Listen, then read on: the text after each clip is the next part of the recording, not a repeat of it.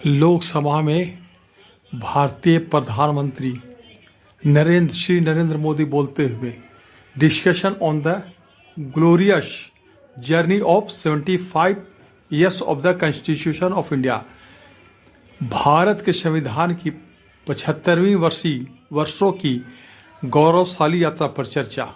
सुनिए, श्री नरेंद्र मोदी जी बोल रहे हैं, प्रधानमंत्री, हिंदुस्तान के प्रधानमंत्री। सदन के नेता बोल रहे हैं, आपको मर्यादा रखनी चाहिए, ऐसे सदन नहीं चलेगा इस तरीके से, गलत तरीका आपका ये। विपक्ष के पास कोई मुद्दा ही नहीं है। सभापति जी, इतिहास में पहली बार संविधान को ऐसी गहरी चोट पहुंचा दी गई। संविधान निर्माताओं ने चुनी हुई सरकार और चुने हुए प्रधानमंत्री की कल्पना तक ही हमारा संविधान था, लेकिन इन्होंने तो प्रधानमंत्री के ऊपर एक गैर संवैधानिक और जिसने कोई शपथ भी नहीं लिया था, नेशनल एडवाइजरी काउंसिल पीएमओ के भी ऊपर बैठा दिया। पीएमओ के ऊपर अघोषित दर्जा दे दिया गया।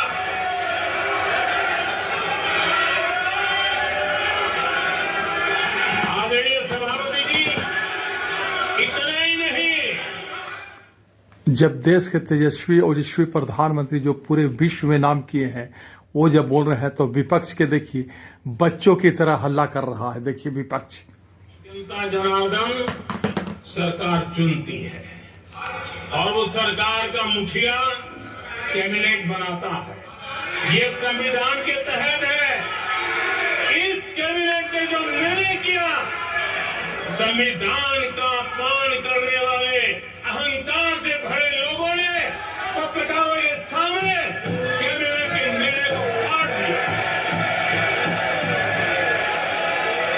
संविधान को हर मौके पर संविधान के साथ खिलवाड़ करना, संविधान को न मानना। संविधान पर चर्चा कर रहे हैं श्री मोदी जी, देश के प्रधानमंत्री, विपक्ष की बखियां उधड़ते हुए। सुनिए, कैबिनेट के निर्णय को फाड़ दे और कैबिनेट अपना फैसला बदल दे। ये कौन सी व्यवस्था? आदरणीय सभापति जी, मैं जो कुछ भी कह रहा हूं वो संविधान के साथ क्या हुआ उसी की बात कर रहा हूं। उस समय करने वाले बातों को लेकर किसी को परेशानी होती होगी, लेकिन बात संविधान की है। मेरे मन के और मेरे विचारों को मैं अभिव्यक्त नहीं कर रहा हूं।